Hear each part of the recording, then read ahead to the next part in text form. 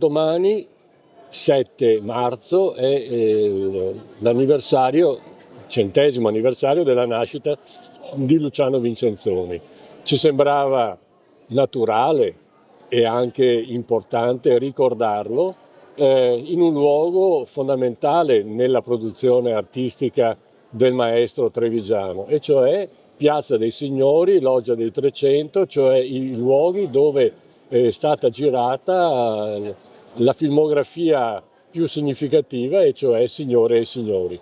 Per noi è un momento importante come associazione, perché dedicheremo tutto l'anno 2026 al ricordo di Vincenzoni, celebreremo la sua memoria attraverso eventi molto concreti, molto particolari, e naturalmente ricordo sempre che il concorso Vincenzoni è un concorso che premia giovani soggettisti per film e giovani compositori di musiche per film. L'anno scorso abbiamo avuto circa 180 iscritti, speriamo che anche quest'anno di battere questi record, ma è un episodio, un evento molto importante, significativo e, se posso anche permettermi, unico in tutta Italia. È una festa tra amici, tra coloro che hanno amato, amano e valorizzano quella che è la figura di Vincenzoni a 100 anni dalla nascita. Domani sarà il suo compleanno, proprio per ricordare questa figura iconica del cinema italiano.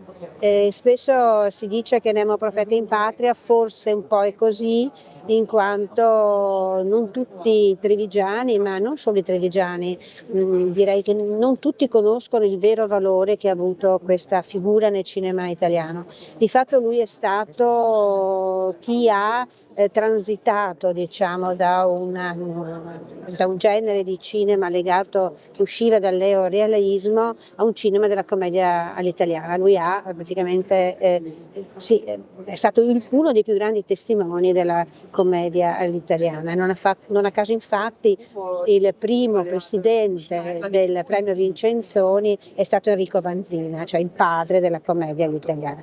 Quindi oggi ci troviamo qui a ricordare questo anniversario, i suoi 100 anni, ma anche a iniziare il nuovo percorso del premio, che quest'anno arriva alla sua 12ª edizione.